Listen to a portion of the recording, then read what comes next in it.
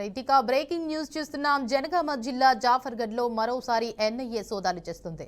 గాదే ఇన్నయ్య నిర్వహిస్తున్న ఆశ్రమంలో సోదాలు చేపట్టింది.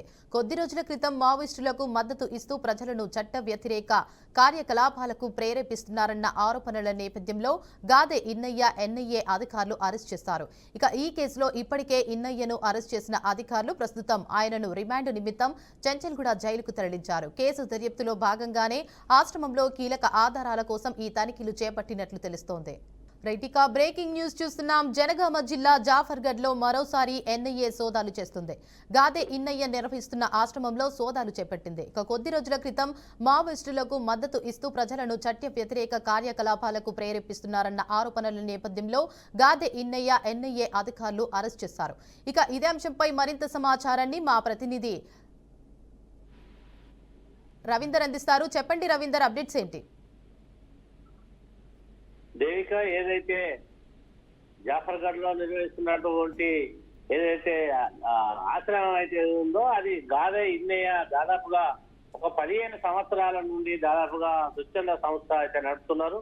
అది ఏదైతే అనాథలు ఉంటారో, అంటే తల్లిదండ్రులు లేనటువంటి అనాథలు ఎవరైతే ఉంటారో వాళ్ళందరినీ కూడా చేరదీసి ఒక ఆశ్రమం నిర్వహించి అక్కడ వాళ్ళకు ఎడ్యుకేషన్ కానివ్వండి, సదుపాయాలు కానీ అన్ని కూడా ఆయన అక్కడ సమకూర్చున్నటువంటి సందర్భం.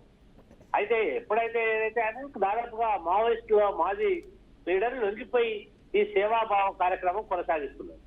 మొత్తం జరిగినదైతే ఏదైతే హిడ్మా చనిపోయిన సందర్భంలో ఆ రాష్ట్రానికి వెళ్లి ఛత్తీస్గఢ్ పోయి ఛత్తీస్గఢ్ హిడ్మా యొక్క తల్లిని, తర్వాత తమ్ముడిని, తర్వాత ఆ ప్రాంతంలో ఉన్న వాళ్ళందరినీ అక్కడ కలవడం, దాని మీద కొంత వ్యతిరేకత భావనలు వెలిబుచ్చడం, ఆ ప్రాంతంలో ఉండి ఈయన ఏదైతే మావోయిస్టులను ఏదైతే కార్యక్రమం చేపట్టినటువంటి కేంద్ర ప్రభుత్వం అక్కడ వెళ్ళిన తర్వాత కొన్ని మాటలు చెప్పడం, అంటే ఈ ప్రభుత్వ వ్యతిరేక కార్యకలాపాలకు పాల్పడుతున్నాడు ఈయనకి ఇంత ఆదాయం ఎక్కడి నుంచి వస్తుంది అనేది ఒక భావజాలంతో ఎన్ఐఏ అధికారులు అయితే దాని మీద మెరుపుదాడి నిర్వహించి గత 10 రోజుల క్రితమే ఆయనను అదుపులోకి తీసుకోవడం జరిగింది.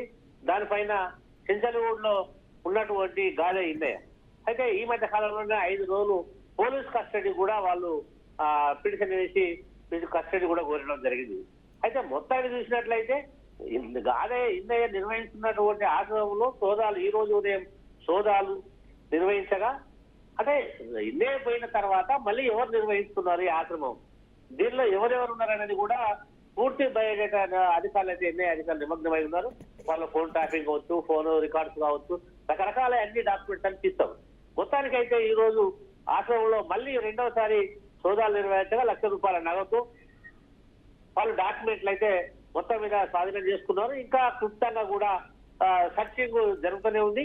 మొత్తానికి మళ్ళీ వీటన్నిటిపైన కూడా 5 రోజుల కస్టడీ కూడా ఇచ్చిన తర్వాత దీని ఆదాయ వనరులు ఏనంగా వస్తున్నాయి, దీని వెనుక ఎవరు ఉన్నారు, గతంలో లొంగిపోయినటువంటి మావోయిస్టులు ఉన్నారా, ప్రజెంట్ వాళ్ళు ఉన్నారా, ఎవరు ఉన్నారు, అంటే ఏదైతే ఈయనకు ఉప్పు వాటిల సందర్భం, ఏదైతే ఛత్తీస్గఢ్ పోవడం, అక్కడ ఉన్నటువంటి అనేకమైనటువంటి సందర్భంలో ప్రెస్ మీట్ లో పాల్గొనడం, వ్యతిరేక భావజాలతో మాట్లాడడం, కేంద్ర అమిత్ షా తోని తర్వాత ప్రైమ్ మినిస్టర్ తోని ఆ విధంగా వ్యతిరేక భావజాలాలు ఎప్పుడైతే మాట్లాడడం జరిగిందో దాని తర్వాత ఎన్ఐఏ అధికారులు అయితే దృష్టి సారించి ఈ విధమైనటువంటి చర్యలకు పాల్పడ్డారు. మొత్తానికైతే ఏది ఏమైనప్పటికీ కూడా దాదాపుగా ఎన్ఐఏ యాక్ట్ తర్వాత ఏదైతే ఎన్ఐఏ అధికారులు అయితే వాళ్ళ పైన దృష్టి కేంద్రీకరించినటువంటి ఆశ్రమంలో ఇంకా ఏ విధమైనటువంటి రూటులు దొరుకుతాయి, ఇంకా ఏమైనటువంటి కేసులు ఆయన మీద మోపబోతున్నారు, అసలు ఆయనకు బెయిల్ అనేది ఇప్పట్లో వచ్చే అవకాశమే లేదని కూడా ఆ స్థానికులు తర్వాత ఆశ్రమంలో నిర్వహిస్తున్నటువంటి వాళ్ళైతే చెప్పడం జరుగుతున్నది. మొత్తం అయితే మావోయిస్టులు ఏదైతే కార్యక్రమంలో మొదలైనప్పటి నుండి కూడా అక్కడక్కడ ఎన్కౌంటర్లు అయినప్పుడు కూడా గాదే ఇన్నయ్య స్టేట్మెంట్లు ఇవ్వడం అనేది వాళ్ళు గమనిస్తూనే ఉన్నారనేది ఒక సందర్భం. అయితే మొత్తానికి అయితే ఈ అధికారులు వచ్చి ఈ నిర్వహణ చెప్తే ఆశ్రమంలో ఉన్నటువంటి వాళ్లకు బెబ్బేలెత్తిపోతున్నారు, ఆయన జైల్లో ఉన్నారు, మా పరిస్థితి ఏంటి అనేది కూడా ఒక క్వశ్చన్ మార్క్ అయిపోయింది. ఒకవేళ గాదే ఇన్నయ్య బయటికి రాకుండా ఉంటే ఆశ్రమం అన్యకాంతం అయిపోతే సరే ప్రభుత్వం ఏమైనా హ్యాండ్ ఓవర్ చేసుకొని వాళ్ళకైనా ఉపాధి కల్పిస్తుందా, లేకుంటే వాళ్ళని చేరదీస్తుందా ఏందనేది కూడా అది మొత్తం మీద మనం చూడొచ్చు. అది శేషగఢ్పూర్ కాన్స్టిట్యున్సీలో పరిధిలో జఫర్గఢ్ మండలం ఉంటుంది. దాదాపుగా అక్కడ చూసినట్లయితే కూడా అది కడియం చేయని కాన్స్టిట్యూన్సీ. ఆ కాన్స్టిట్యూన్సీ లో గాదే రాకపోతే ఇక్కడ నుంచి ఏమైనా ఎమ్మెల్యే అక్కడ ఉన్నటువంటి అనాథలను చేరదీసే కార్యక్రమం ఉంటుందా, లేకపోతే స్వచ్ఛంద సంస్థ నడుపుతున్నటువంటి వాళ్ళ కూతురు ఎంపీ కడియం కావ్య కూడా వాళ్ళకి ఏమైనా అవకాశం కల్పిస్తుందా లేదనేది చూడాల్సిన అనేక అర్థంగా అనిపిస్తుంది.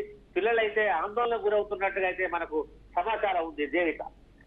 Right, thank you for the update Ravinder.